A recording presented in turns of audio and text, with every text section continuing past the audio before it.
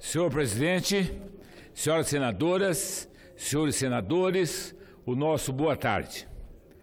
A Lei Maria da Penha é, indiscutivelmente, um avanço humanitário e um dos mais reverenciados dispositivos legais já produzidos por este Congresso Nacional.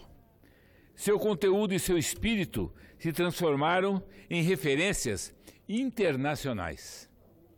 Entretanto, as cruéis e alarmantes estatísticas da violência contra a mulher comprovam que a aplicação do diploma legal ainda é um desafio para o Estado e um impasse para vítimas que seguem padecendo caladas.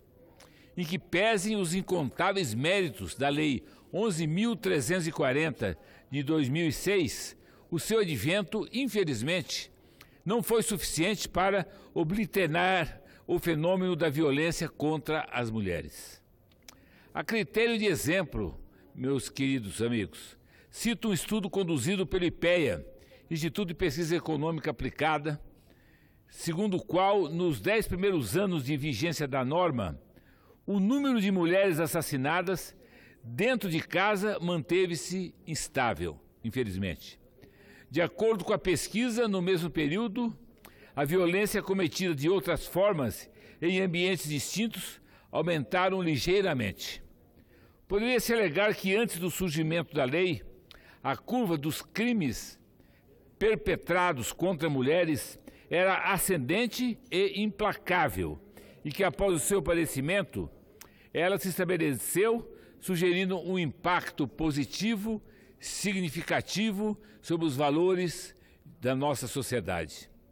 Ocorre que as expectativas geradas pelo referido texto legal eram muito elevadas, dado o elevado histórico de violência contra a mulher.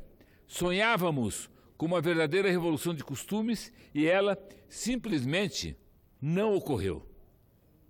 É disso que a lei trouxe avanços significativos ao prever medidas de proteção às vítimas e o aumento da pena para os agressores.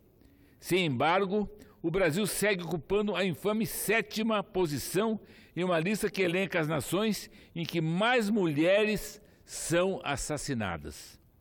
Não menos vexatória é a informação da Secretaria Nacional de Políticas para as Mulheres, segundo a qual, a cada 12 segundos, uma mulher sofre algum tipo de violência no nosso país. Tais constatações deixam claro que o advento da Lei Maria da Penha foi promissor e necessário, mas, infelizmente, insuficiente. De forma isolada, ela funciona como um compromisso coletivo e um instrumento para algumas autoridades mais diligentes. Se for encarada como parte de um esforço mais amplo, contudo, será lembrada como a centelha que acendeu a chama da justiça para milhões de mulheres em nosso país.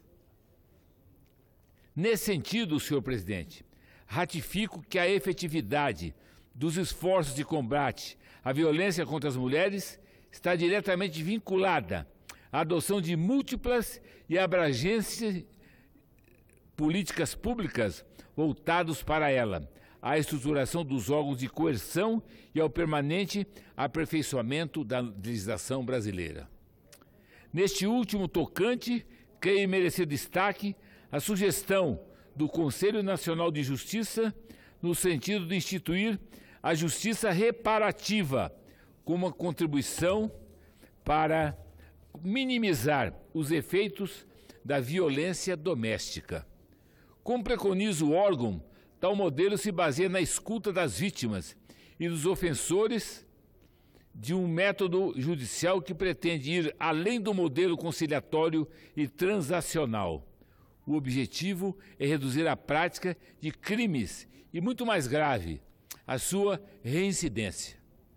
No que diz respeito à atuação dos poderes públicos, afirmo inicialmente que a exitosa experiência das delegacias especializadas de atendimento à mulher, criadas a partir da Lei 9.099 de 95, precisa ser ampliada, porque ela tem efeitos muito positivos.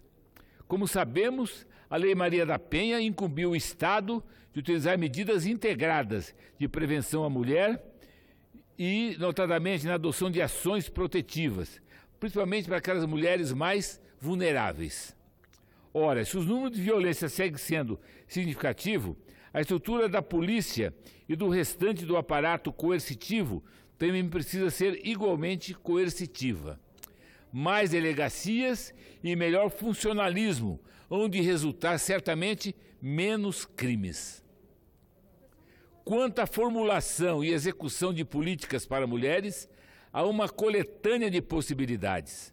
Inicialmente, há que se tratar da integração dos serviços ofertados pelas 3 esferas do poder.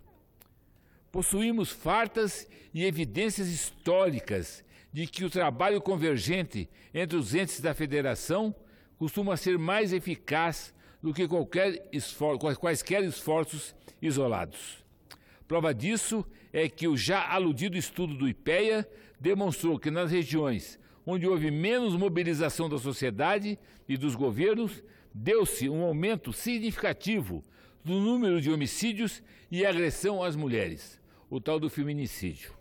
Também devemos propiciar novas e mais eficazes ferramentas para que as mulheres ocupem espaços de poder.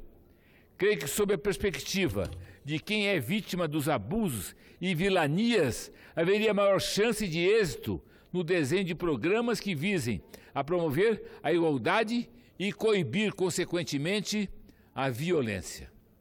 No mesmo sentido, precisamos de medidas afirmativas para diminuir o fosso que separa homens e mulheres no mercado de trabalho. Segundo o Fórum Econômico Mundial, o Brasil ocupa a 90ª posição em um ranking de igualdade de gênero. Senhoras e senhores senadores, ao buscar o equilíbrio de gênero nos 3 poderes e a equidade da vida profissional na distribuição de renda, ao dotar as nossas forças policiais de maior estrutura, ao integrar o trabalho dos entes federados e ao estatuir avanços normativos, nós estaremos criando um ambiente mais saudável e contrário à violência em todas as suas manifestações.